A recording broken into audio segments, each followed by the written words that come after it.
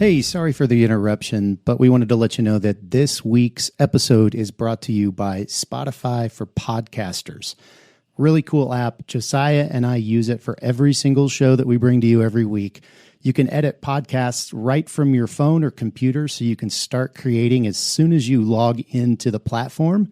You can easily distribute your podcasts to Spotify and everywhere else the podcasts are heard, just like we do every single week. You can also create video podcasts on Spotify, which is really cool. And of course, you can earn money like I'm doing right now by including ads and even podcast subscriptions. And best of all, it's totally free. There's no catch. We really love it. We use it every single week. So we encourage you to go download the Spotify for Podcasters app or go to www.spotify.com/podcasters to get started. All right, let's get back to the show.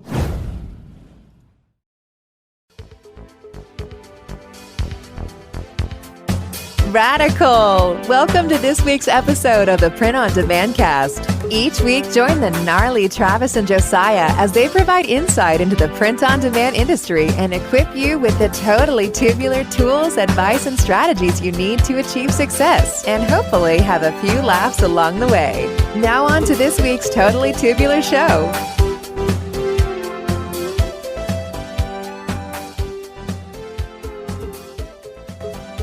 Hey everybody, welcome to the Print on Demand Cast. As always, I'm Josiah, joined with my host, Travis Ross. Travis, how's it going, man? Happy Monday as we're recording.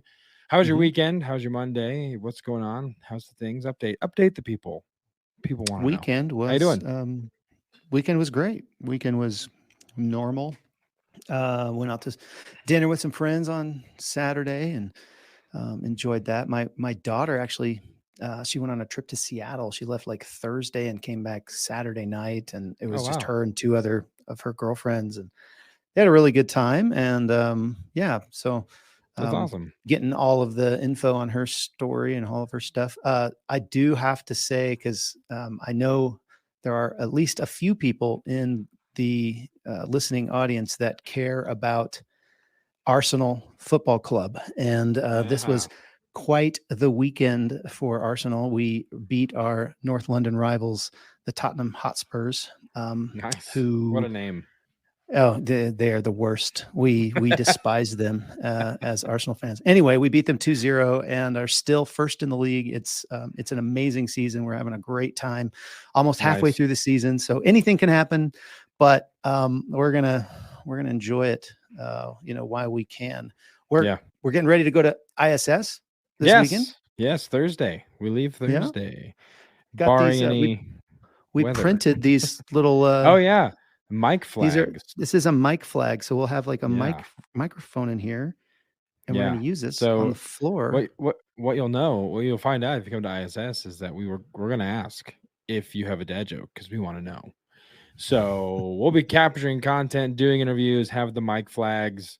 Well, that's going to look super official. I'm actually really excited because you always see those mic flags on sports broadcasts and all that kind of stuff, and now it's like it's legit. That was awesome.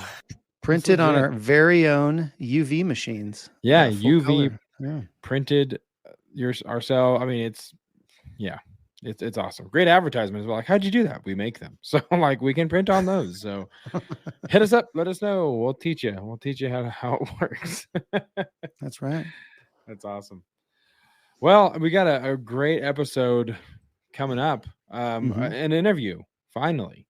I say finally. It seems like it's been a minute, but I know we enjoy interviews because we get to learn and talk to cool people, interesting people. The listeners enjoy interviews because they don't have to listen to us anymore. It's done. And so, we have a great interview for you guys today for this week's main event with a guy that reached out to us, Adam Young, reached out to us on YouTube, said he'd love to chat. We accepted the invitation, and, lots of good stuff coming at you guys, at least 2 golden nugget moments about to drop. And we haven't landed on a bumper for it yet, but it happened. It was spur of the moment. So we're really excited for you guys to hear Adam and what his journey has been. Yeah. really cool guy.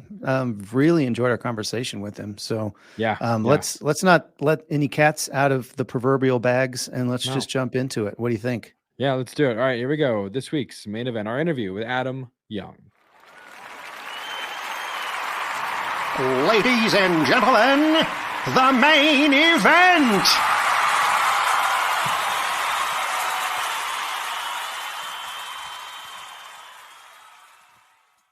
All right, Travis, I'm excited to have our next guest on the show for this week's main event. Someone who actually found us. We didn't necessarily find him. He kind of reached out, started chatting, and through conversation, we have invited Adam Young onto the show. So for those of you that are listening, here's a little bit about Adam before we bring him on.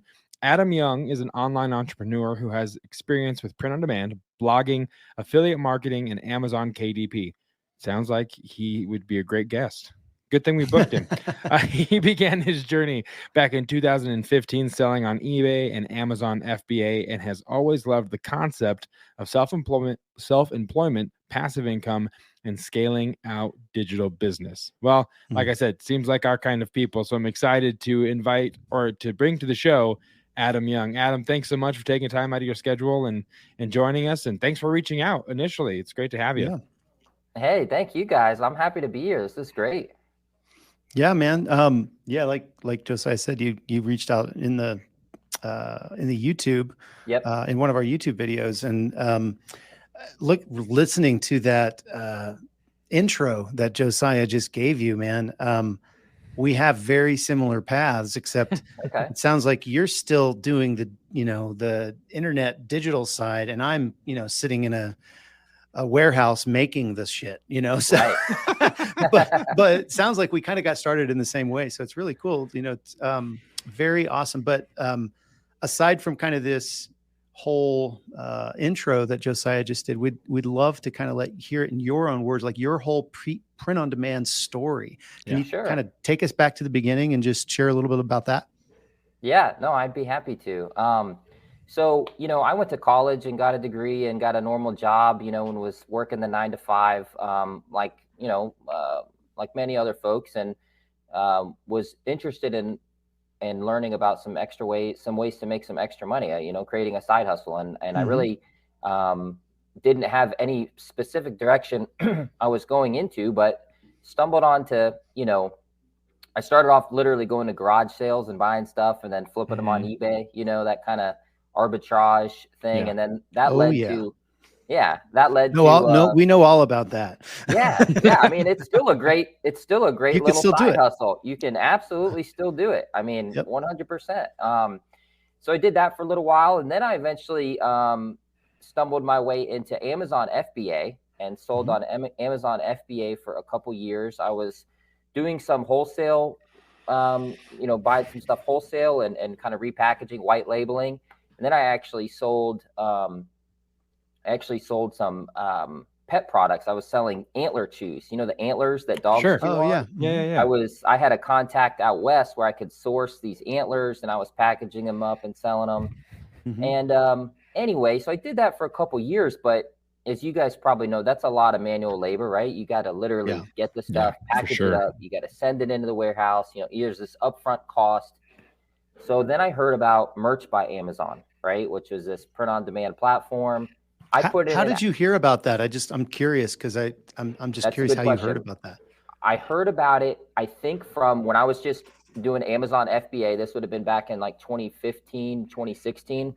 In some of the Facebook groups and Reddit forums and stuff like that. Okay. And someone in one of the groups or forums had mentioned it, right? That, hey, a lot of people are switching to Merch by Amazon, or that this is another Amazon program, right, that you can apply for. And so I literally applied, not even knowing what print on demand was. Like I read the little thing, was like, I'm just going to put in an application, and didn't hear back for like 6 months. And then got an email. I was like, hey, you've been approved. You can open an account. So then I was like, okay, I got to figure this out. Like, how does this work? What does this all mean? How does it work? And and started off in, so that was 2017, whenever I applied to MBA, and started off my very first month with Merch by Amazon in January of 2018. Okay. So this January marks start of my 6th year on Merch by Amazon. And That's since awesome. then, I've done some Etsy. I've opened a couple Etsy shops, a Okay. Redbubble shop, Amazon KDP, which is it's kind of like print on demand, but with for books. With books. Yeah. And then I got into some blogging and stuff like that. So I've got shiny object syndrome, right? Where I got to try this and try this. And, there's pros and cons to that. I definitely jump around a little bit, but I'm starting to kind of narrow my focus and have figured out what works best for me, and my sort of my strengths and yeah, so I'm all in now. I left my full-time job in late 2020, kind of at the peak of the pandemic. Wow. Yeah, so a lot of stories you hear where people, the pandemic affects their full-time employment. I was working at a local university, and our enrollment for students was a large population of the student population was foreign students. Okay, so we relied on foreign students from overseas to come. Yeah. Well, when the pandemic happened, they weren't letting anyone. That's not going to happen. Yeah. So what happened was enrollment plummeted, and that's the main. That's the main payroll for. That's how you get paid. Yeah, you get paid, right? So when that happened, I mean, they were just making cuts left and right. I was already kind of doing this and thought, man, if I could dedicate my full time, and it was like the universe gave me a sign. So I left on my own terms. I was fortunate, but that was sort of the little hint that I needed. So since 2020, I've been doing this full time. Wow. Awesome. That's incredible. You mentioned some of the shops that you have active. So you're currently selling on Merch by Amazon still. Two at a couple Etsy shops? Two Etsy shops. Okay. Yep. 2 Etsy shops and 1 Redbubble shop. What differentiates your 2 Etsy shops? Basically, one of them is just a generalist print-on-demand shop where I just repurpose a lot of my designs that I'm using with Merch by Amazon, and they go on into that shop. It's kind of like doesn't really target a specific audience, so to speak. Sure. And then the other one is a very niche specific audience that I've sort of tailored some products to, and there's a growing sort of industry. It's an occupational field. So one's very focused and the other one's very broad. Very broad. Okay. Nice. That makes sense. Yeah. And just so people understand, it's actually like I've heard a lot of misinformation out there that you can't have more than 1 Etsy shop. And I have 2, and Adam, you have 2, and it's completely okay.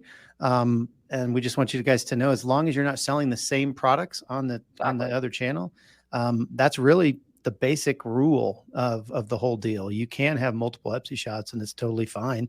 And I love the way you did it. You have more of a general shop, and then you have more of a niche down, specific targeted demographic that you're targeting with Etsy shop number 2. That's exactly. I think a lot of people do that, or they might even go, okay, on this shop, I only sell this one particular product. It may be more general, but in the niches that I'm attacking, but maybe it's just posters. That's all I do on this, channel or whatever. Or you can go the way you did with, I'm only going to serve cat lovers, and I'm going to do mugs and shirts and hats and whatever.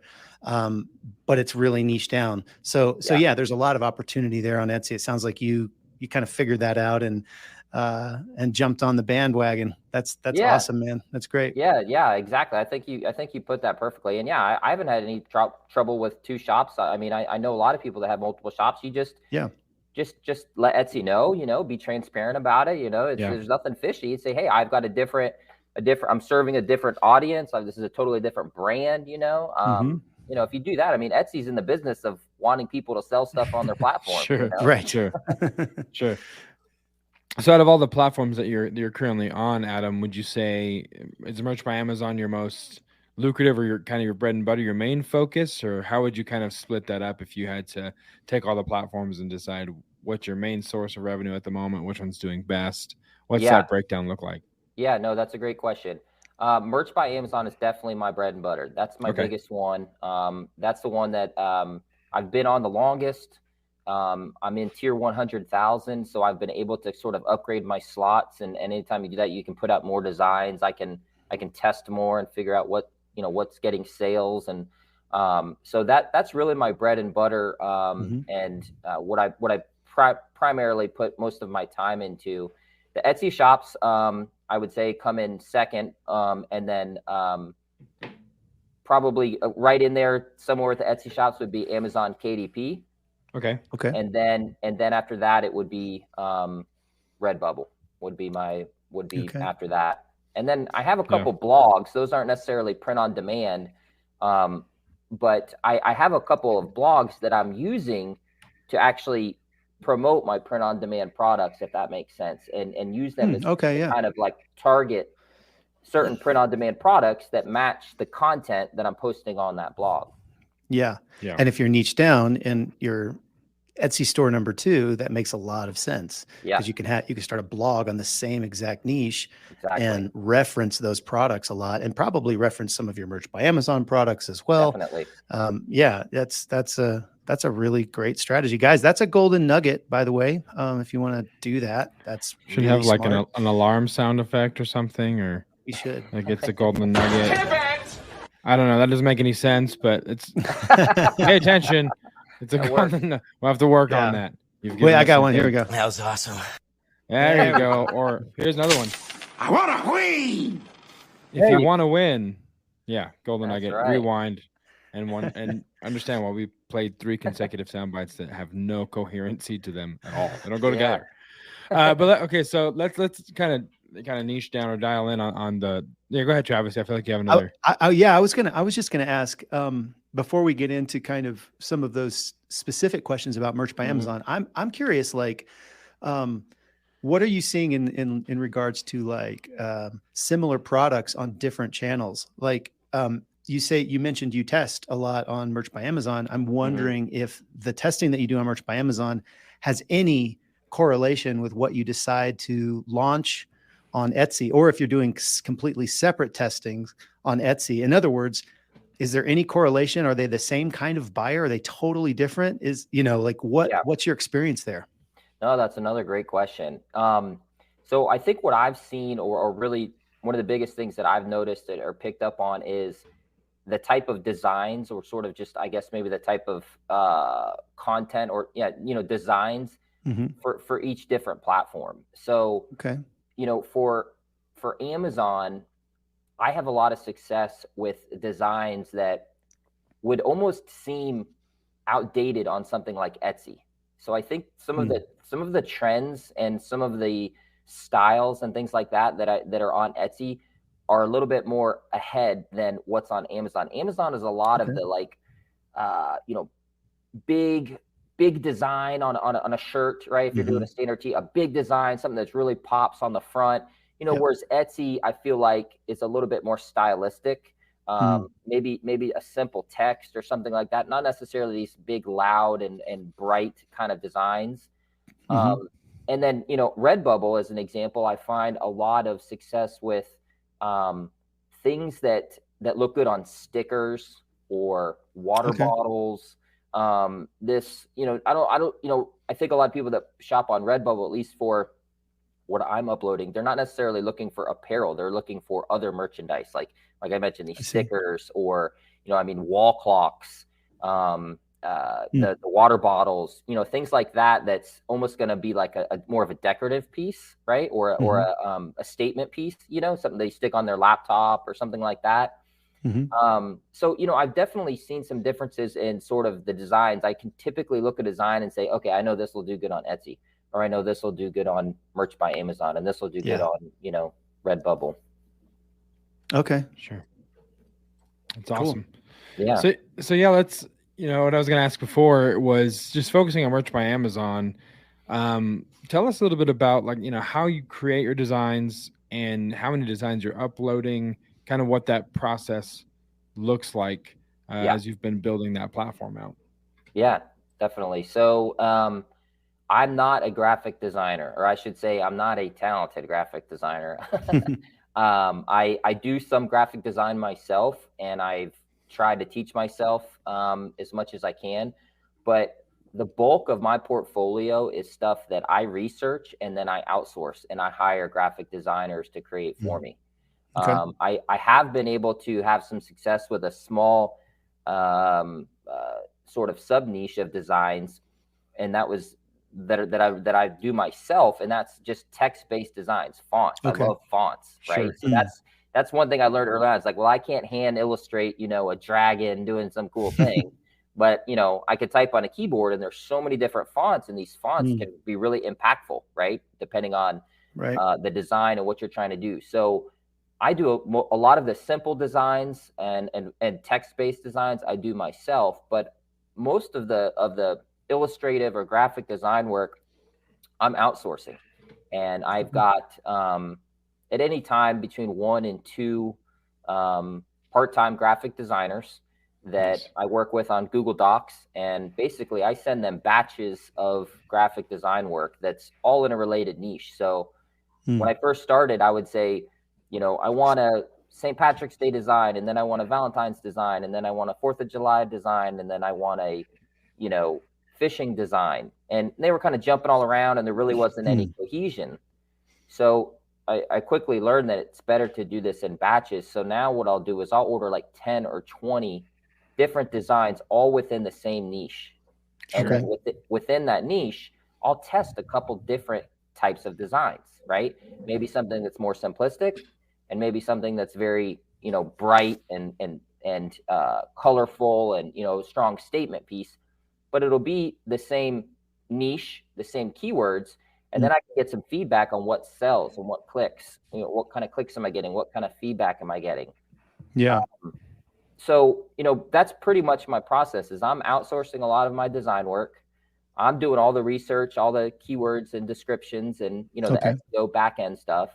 I do all the uploading myself. And I just kind of keep this constant churn. And then if I have any products that I think I can repurpose on Etsy or Redbubble or even on Amazon KDP, then I'll put them on Redbubble products, or I'll put them on a KDP notebook or a journal or something like that, and kind of just continue to just, go through that system. Yeah.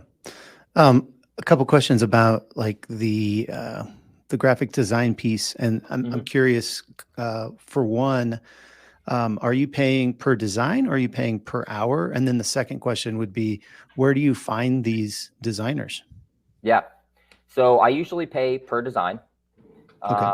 I've experimented a little bit with per hour, and just, I don't really have anything against it. It just hasn't worked for me and kind of my system. These are usually remote, freelancers and graphic designers. And I think per design it's pretty straightforward, right? It's like, you're going to get this much per design, and they know what they're getting, and if I do a good job of explaining what kind of graphic design I want, giving them examples or whatever the case may be, it shouldn't take them more time than, what's agreed upon to make it. So usually do per design. And I mean, I've found designers from all over the place. I've used Fiverr before. I've used Upwork before. I've had some pretty good success on onlinejobs.ph. Are you guys familiar with that? Yeah, sure. Yeah. Yep. Had some good success there. You can really find some talented folks, and some, especially for longer term work. Yeah. Not the kind of platform you want to go to for, one design or 10 designs, but longer term, when you're ready to pick somebody up part-time and have steady contribution, I've had some good luck there. And then my secret platform that I've had some of the best success with is actually just Instagram, and just literally searching for hashtags that are either match the niche of the type of design I'm looking for, or hashtags like freelance designer, freelance graphic artist. And, most of these graphic artists, they have some kind of visual portfolio, and a lot of them use Instagram, and I'll literally just message them. Some of them don't even advertise as a graphic designer. They're just artists, and I say, hey, I love your work. I explain what I do and say, would you be interested in doing a commission? I'll pay you, a paid commission piece. I'll pay you this much. This is kind of what I'm looking for. And I found some really, really talented folks that way. So Instagram is another one. Oh, that's awesome. Yeah, I hadn't heard that one before. That's pretty cool. Yeah. That's another golden nugget. I want to win.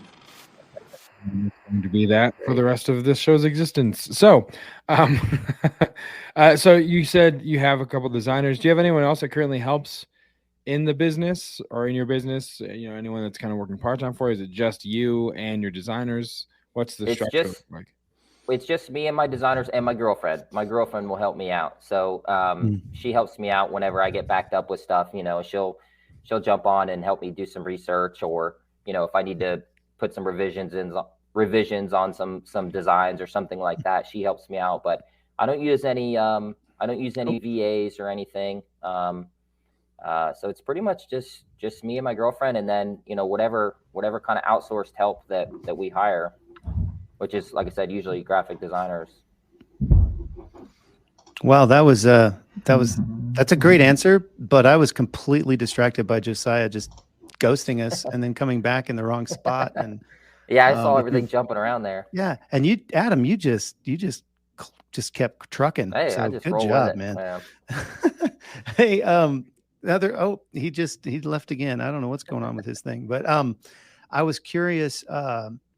You kind of talked about this earlier, but like how does your merch business intersect with your Etsy business? And is it kind of just what you've said, where if something does well on Amazon merch, you may end up putting it on Etsy? Because obviously you have a million, you have 100,000 tier 100,000 in merch by Amazon, so you can do a lot with that. Etsy, it's 20 cents every time you list something, so there's a cost with that. What is your kind of, I guess, criteria for, hey, we're gonna put this to Etsy? Yeah. So that's a good point. Yeah, it's 20 cents per listing whenever you add on Etsy, and so that can add up. I mean, if you have hundreds or even thousands of different products in your shop, it definitely adds up. So I do try and be strategic about what I move to the Etsy shops. So on my general shop, which has quite a few designs on it, I only move something over there that either A, was specifically designed for Etsy, because it's like I was saying, that sort of style that I think that typically does well on Etsy, or B, if it's already had success on Merch by Amazon. Because if I can prove, okay, somebody out there bought this on Merch by Amazon, right? I've reached some kind of customer. Now it's worth the 20 cents to put it up on Etsy and see if it'll get some sales that way. Okay. And then on my niche specific shop, on that one, it's not quite as big a portfolio of products, because it's, like I said, it's very specific.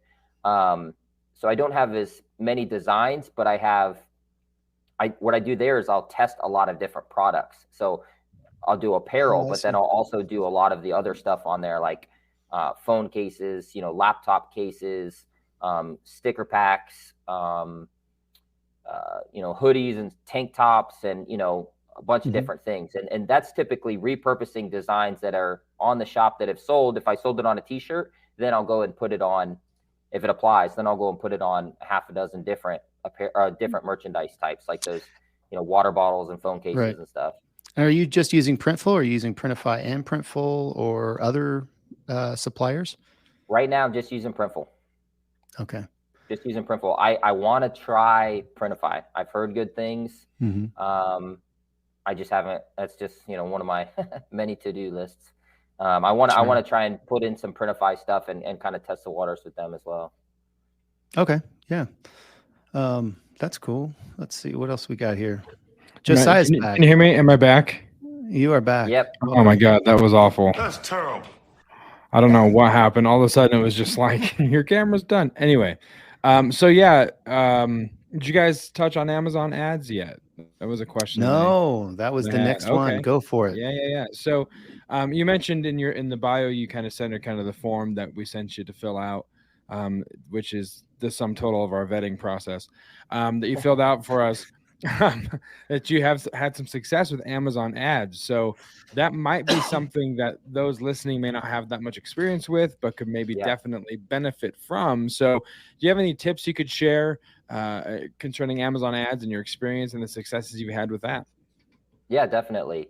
So I've been doing Amazon ads. I actually ran Amazon ads even back when I was doing FBA. So I've been on there for a couple of years now, and the platform changes and the features and things like that, but in generally, it's mostly the same. And I think Amazon ads they're a great way to drive traffic to your listings or to promote a product. Sure. They really are, and they can be very powerful, but they can be extremely expensive, and they can get away from you quick if you don't have sort of a strategy and a game plan. So my advice, if you're new to Amazon ads or if you're interested in starting Amazon ads, is don't be afraid to start off very slow or small with your budgets. So you can typically set a daily budget on an ad campaign. So for example, if I wanted to promote, say, a small group of Valentine's Day shirts for Valentine's Day coming up next month, I want to set a daily budget of no more than $5 per day. And that tells the ad system you're not going to allow more than $5 to be spent per day on that. And I think you can go as low as like $1 or $2 per day. Yeah. I mean, so go as whatever is your comfort level with, but start small. And then your bids, which is, how much you're going to actually bid for a click based on, the type of campaign you're doing, go small with those as well. Always start low and incrementally, increase your bids until you start to see some traction. And, that's my main advice is just if you throw it up and you go, I'm going to do, I could do $20 a day and I'm going to bid, 75 cents a click, you're going to blow through some money so quick before you have a long enough data field to really analyze and determine what's working and what's not. And so I think, starting off those slow or low bids and low daily budget, and you want to let these bids run. The longer a campaign runs, the more data you're going to get. And that is really important to figure out, well, which products are getting clicks and which of those clicks are converting to a sale. And so you really got to run these things for like a couple weeks to really start to some good traction and get some good data from them. Yeah. I'm assuming you're starting out with automatic as opposed to manual campaigns. I mostly start with automatic campaigns. Yeah, I mostly do like an automatic campaign for, like I said, for like, those batches that I mentioned that I designed for. I'll run an automatic lottery campaign for that exact batch. And then if any successes, I'll run those over to a manual campaign. But sometimes I'll go straight to manual. Like if I'm trying to really push or promote a product, like this past Christmas, I had some Christmas related designs. I was pretty well knew what the main group of keywords were, and I just went straight to manual on those and did a manual campaign with some pretty aggressive bids because I wanted to get that up in the rankings prior to Christmas. Yeah, there's so much you can, the rabbit hole goes so freaking deep with advertising, even just on Amazon, but they do make it relatively easy to, start an auto campaign, which basically that just means that Amazon is basically choosing which keywords they think are relevant based on your title, your description, your keywords in the back end. And then they send traffic. And to your point, Adam, the longer you can do that, the better Amazon gets and at figuring out what keywords actually are, working. And then you can also download all that data and you can see what keywords are working. And to your point, then you can take those keywords or a certain subset of those, put it into a manual campaign, add a couple other things that you think, and in your manual campaign, you can do broad match, you can do phrase match, you can do exact match. With my manual campaigns, I'm terrified they're going to screw them up. So most of the time I'm using exact match because I know what, in my mind, this is what the person's going to type into Amazon in order to find my product. So I don't want Amazon thinking about that, and then you can also do negative keywords. So if I have a white mug, I do a negative keyword of black mug, because I don't want somebody to search for a black mug with the nurse design. Because to your point, if you didn't do that, Amazon will show that. Their system will show it. Someone will inevitably click it, and then you just got charged, but you're not going to get a sale. So that's a great point. And so you can use the negative to kind of even make those manual campaigns even more granular and more directed towards your targeted customer. So like I say, the freaking rabbit hole goes deep. So It does. You guys could probably do an entire, Yeah. podcast series just on Amazon ads. Yeah. and Yeah. no one would listen because it's boring. It's a very dense subject. It's Yeah. not very This attractive. spreadsheet and cross-reference it with this other spreadsheet, and then Yeah, carry no the one. kidding. That's Definitely. awesome. I was going to ask you though, in regards to, so when I first started Merch by Amazon, they didn't allow you to use sponsored ads on merch. It only came later, and then even then, at one point it was like a portal that you had to have. It was different than like the old FBA kind of sponsored ads that you see on Seller Central. Mhm. And so I'm curious, is there a similarity now? Have they kind of merged them all into one, the one sponsored products kind of app, and you can run ads to your Merch by Amazon things and your Amazon Seller Central things, or are they still separate? That's a good question. I'm not 100% sure on that because Okay. when I was approved for Amazon ads, it's what you were just mentioning, where it was like the old portal system, I guess. Yep. Okay. So I got like approved for that, but it wasn't directly linked to my Amazon Seller merch. Central. Yeah. Oh, to your merch. Okay. It wasn't directly linked to my Amazon merch. Whereas now I've from just talking to some of other folks I know that do merch that are fairly new, they actually in their Merch by Amazon platform, once they reach a certain amount of sales or tier, it will say you're now eligible for sponsored ads, and you can click within the platform and apply. But I still go to like the old, I can't remember exactly what it's called. I know what you're talking about. I can't think about it either, but I know it's a separate login. It's a separate thing. Exactly. Yeah. That's how mine is. It's still a separate login and everything. And I think that they've just grandfathered those accounts in, or something. okay. But now I do know that if you apply for the Merch by Amazon program, you're not eligible for ads right away. But then once you eventually you hit this metric, bam, you can apply. And then it's like integrated right in your dashboard. Nice. Okay. Interesting. Yeah. All right. Well, Josiah, you want to take the next one? Yeah, for sure. So what does a day in the life look like for you? What's your current flow? You said you're doing this full time. So just walk us through the typical day in Adam Young's life, POD workflow. How does that look like? Yeah.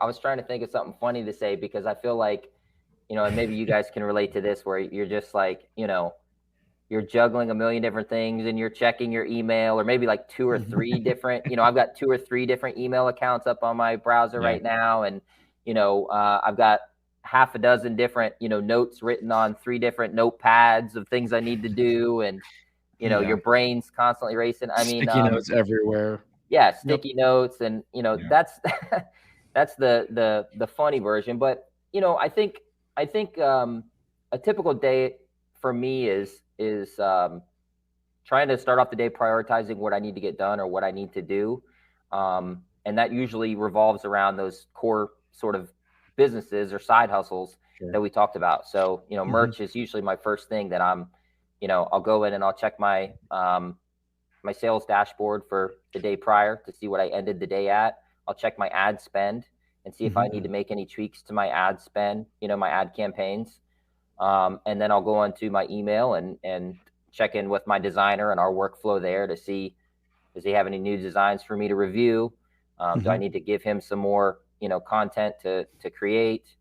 And usually get that kind of, put away for a few minutes, and then I'll jump to Amazon KDP or to Etsy or to Redbubble, or my blogs, something along those lines, and sort of jump around between those different systems. And, honestly, that's one thing that I really, in 2023 said I need to get a better structure and a better system, right, on organization and priorities and things like that. But, I'm probably a lot like a lot of other people that maybe started off in this wanting to just make a few extra bucks, and then kind of saw the potential, and you kind of get this growing monster. And then now you're like, man, I've got to, this is a business. This is something I've got to really get my hands around, treat it like a business. And, it has its ups and downs and challenges like anything else. But, I'm on the computer for, I don't know, 8, 10, 12 hours a day sometimes. That's one of the reasons I wanted to reach out to you guys, because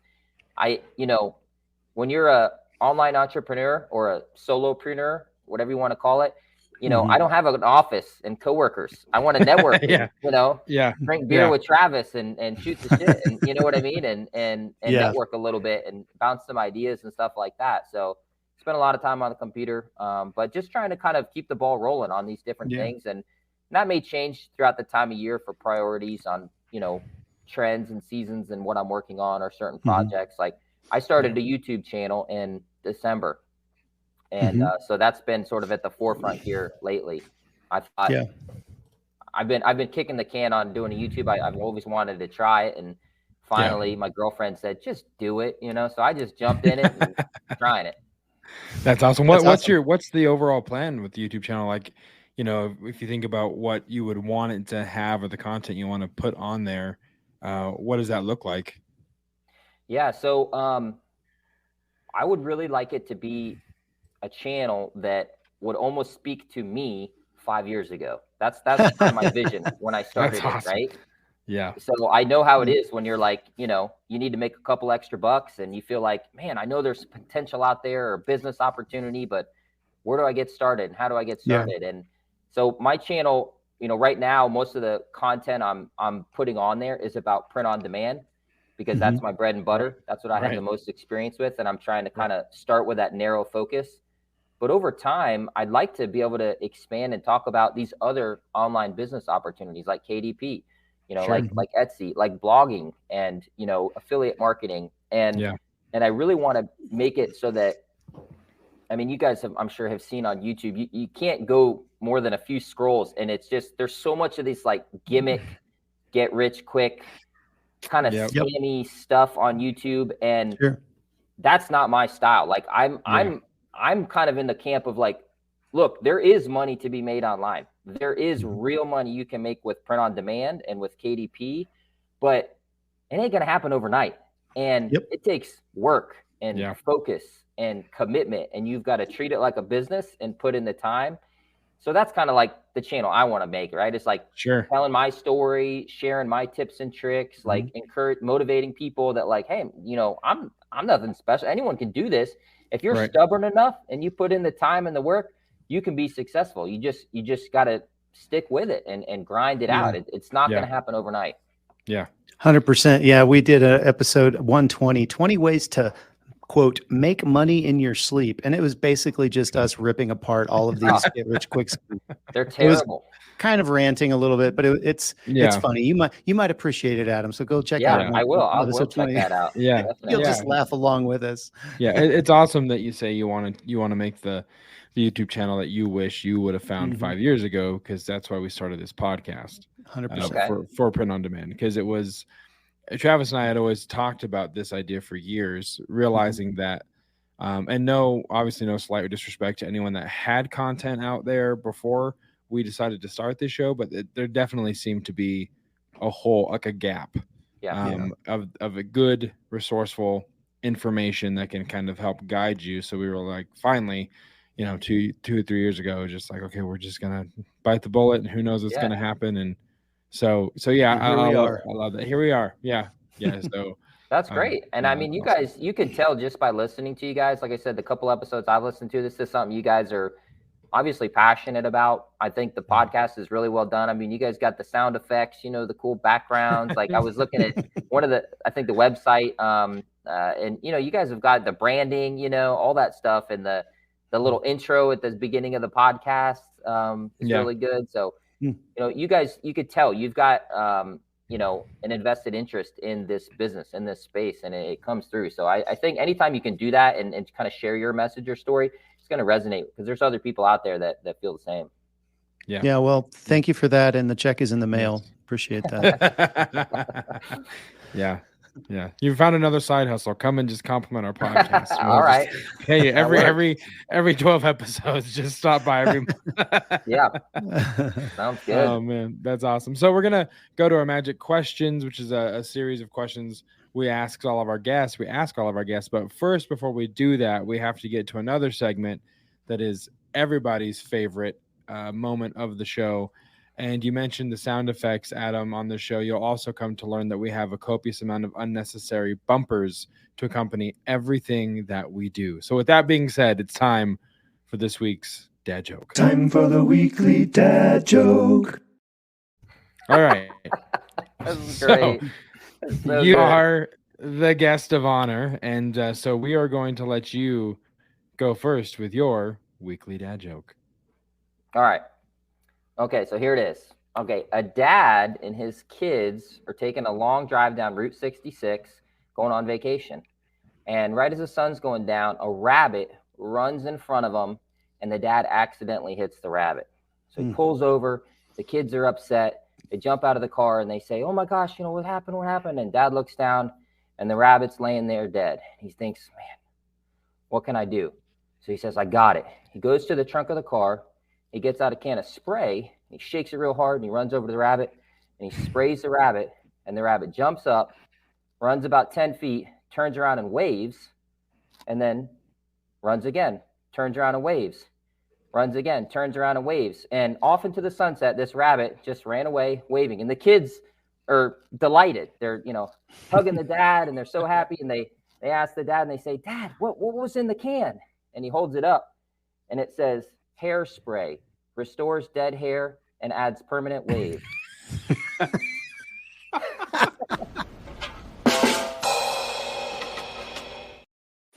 Oh, man.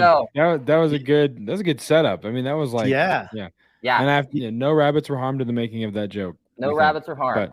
But I'll tell you what, that's hilarious. that almost takes. I mean, if we had an award for guest dad joke, that was all right. That was awesome. Yeah, that For was. sure. I'll take That it. was great. All right, Travis, you brought this week's our I dad got joke you. this week, so I'll let got you. you. I'll let you. Yeah, you do it. So actually today I learned, I grew up playing video games and loved Mortal Kombat among others. And I learned that the game Mortal Kombat is actually based on an old Nordic children's song, which I thought was very interesting. It's a Finnish hymn.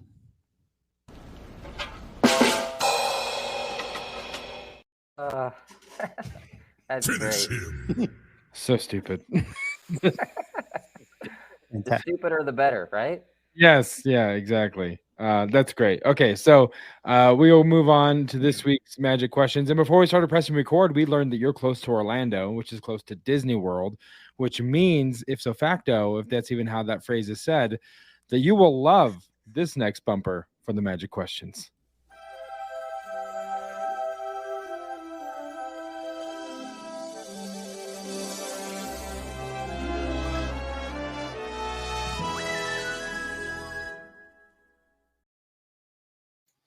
I like the little turrets Nice. with the Oh, t-shirts yeah. on them.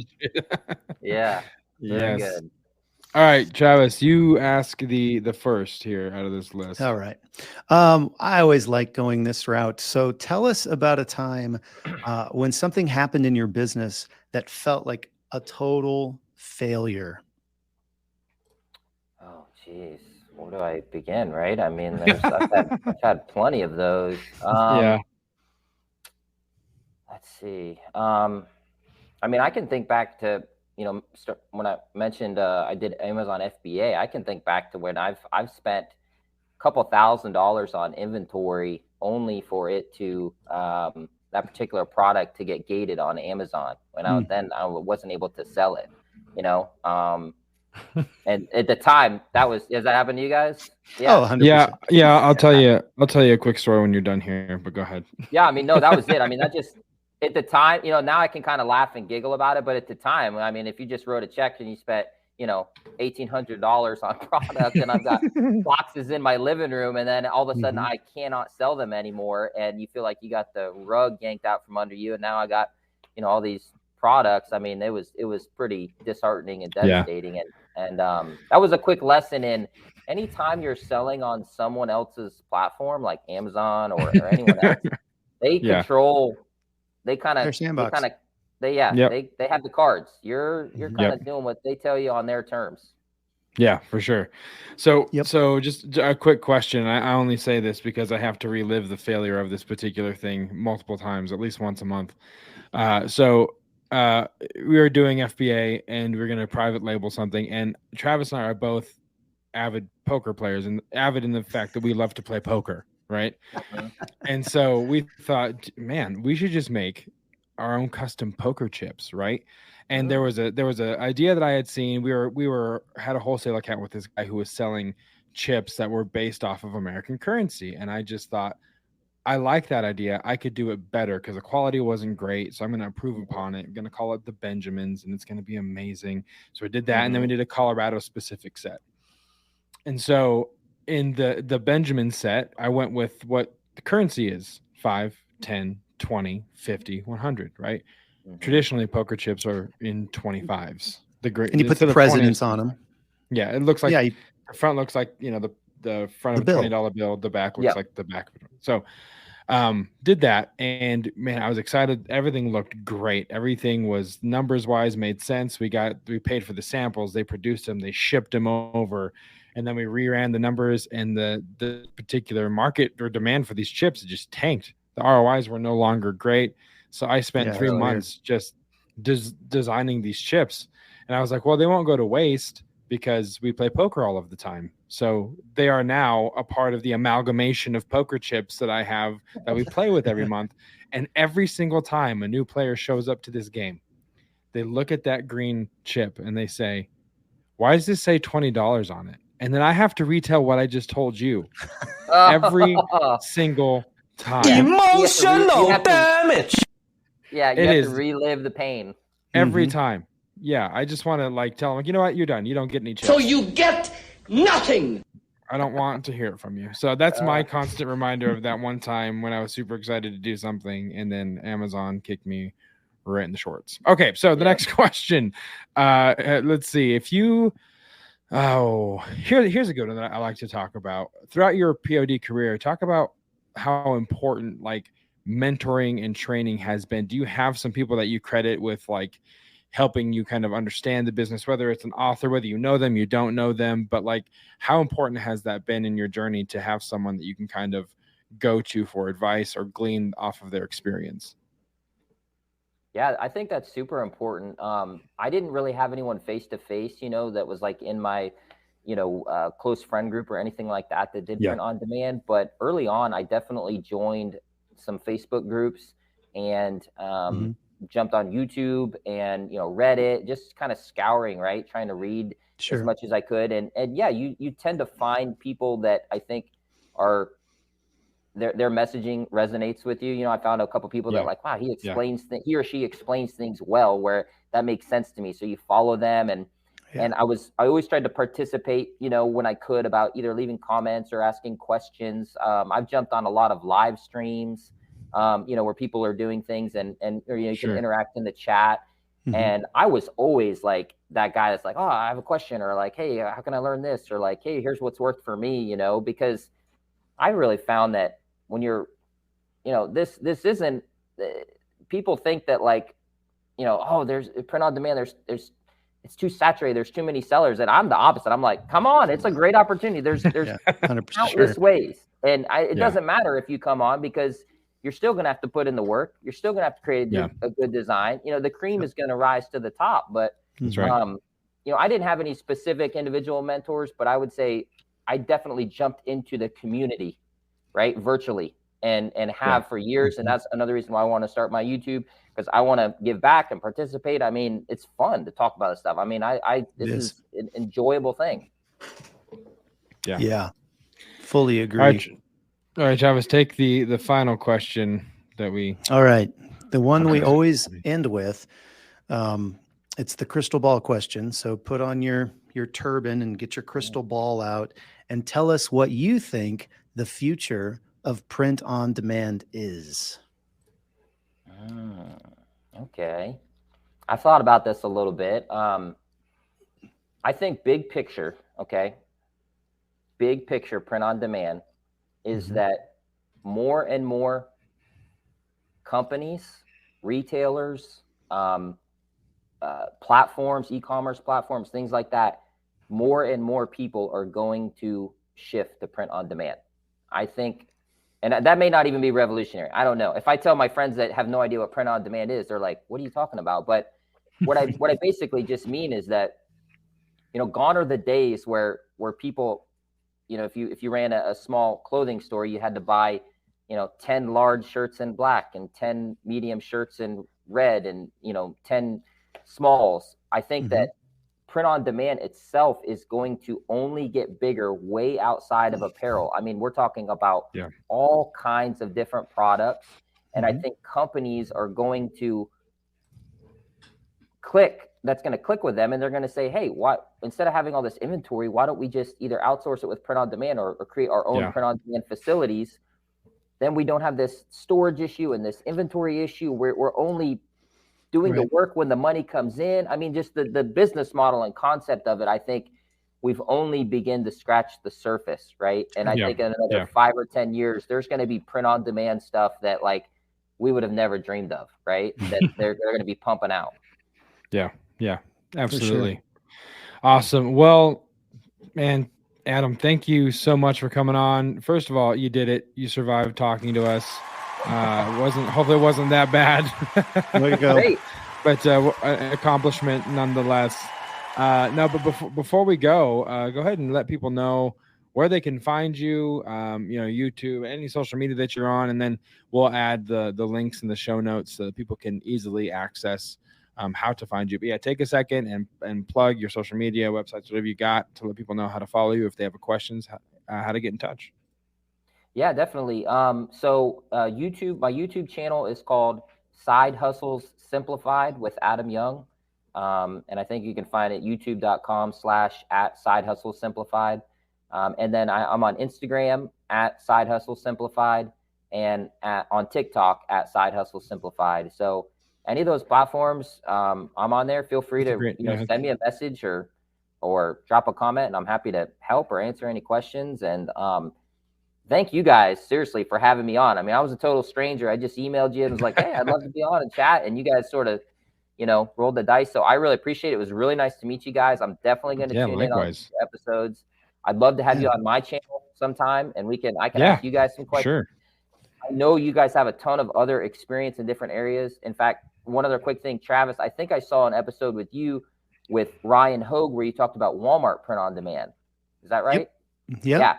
Yeah. I would love to learn more about that. That's on my to-do list for 2023. Sure. So I know you guys have a ton of knowledge. And so anyway, thank you. And I promise to return the favor.